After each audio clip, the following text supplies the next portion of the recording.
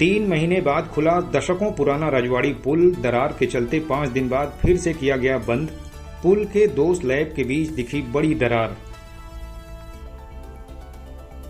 रजवाड़ी स्थित गोमती नदी पर बने लगभग 6 दशक पुराने पुल को लंबे अरसे तक बंद रखने के बाद दोबारा चालू किए 1 सप्ताह भी नहीं बीता कि शनिवार की शाम लगभग 5 बजे पुल के 2 स्लैब को जोड़ने वाले हिस्से में एक बड़ी दरार दिख गई। इसके चलते उक्त पुल के उतने हिस्से को बैरिकेड करके उस हिस्से से आवागमन रोक दिया गया है, लेकिन अगल बगल से वाहन आराम से गुजर रहे हैं।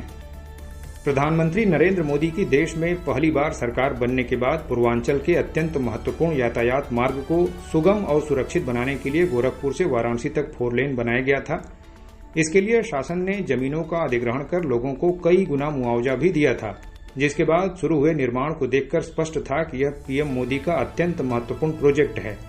लेकिन मुख्यमंत्री योगी आदित्यनाथ के शहर गोरखपुर से प्रधानमंत्री मोदी के लोकसभा क्षेत्र वाराणसी तक बनी यह सड़क निर्माण के बाद सही जन अपेक्षाओं के विपरीत रही।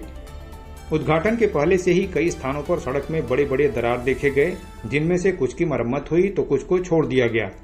ऐसे में इस सड़क के निर्माण में कार्यदायी संस्थाओं द्वारा की गई लापरवाहियां किसी से छिपी नहीं रही। उक्त संस्थाओं ने इन दरारों को भरने के नाम पर भारी रकम भी वसूली। यहां तक कि कार्यदायी कंपनी ने रजवाड़ी स्थित गोमती नदी से गुजरने वाले पुराने पुल की ही डेंटिंग पेंटिंग कर उस पर 2 लेन बना दिए। साइड रूट की दूसरी डबल लेन के लिए नया पुल बनाकर काम चला लिया गया।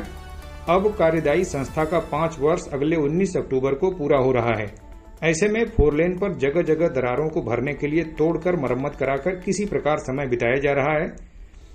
इस बीच 4 लेन पर लगभग 60 वर्ष पुराने रजवाड़ी पुल में मछुआरों को बीते दिनों दरार दिखी, जिसकी सूचना मिलने पर प्रशासनिक महकमे में हड़कंप मच गया।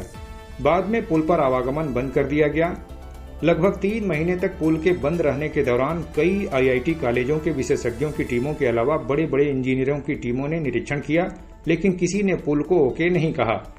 ऐसे में पुल के बंद होने और नए पुल की किसी तरह की चर्चा न होने पर लोगों में बातें शुरू हो गई कि कंपनी 19 अक्टूबर को पूरा हो रहे अपने 5 वर्ष की अवधि के लिए केवल समय बिता रही है, जिसके बाद सड़क को पुल सहित एनएचएआई को हैंडओवर कर दिया जाएगा और अपनी जिम्मेदारियों से पीछा भी छुड़ा लिया जाएगा। इन सबके बीच 5 दिनों पूर्व पुल पर आवागमन किसी तरह शुरू किया गया, लेकिन पुल चालू हुए ठीक से 1 सप्ताह भी नहीं बीता कि पुल के 2 स्लैब जोड़ने वाले हिस्से में चौड़ी दरार दिखने लगी। इस बीच चर्चाओं में आने के बाद दरार के उतने हिस्से को बैरिकेड कर उस पर से आवागमन तो रोक दिया गया है, लेकिन सवाल यह है कि जब पुल इस तरह से जर्जर है तो इस पर आवागमन बहाल करने का खतरनाक जोखिम लिया क्यों गया, और अगर पुल जर्जर नहीं है तो बार बार इस तरह की शिकायतें क्यों आ रही हैं। एक अनुत्तरित प्रश्न यह भी है कि उक्त जर्जर पुल पर आवागमन के बीच किसी तरह की घटना या दुर्घटना होती है तो उसका जिम्मेदार कौन होगा।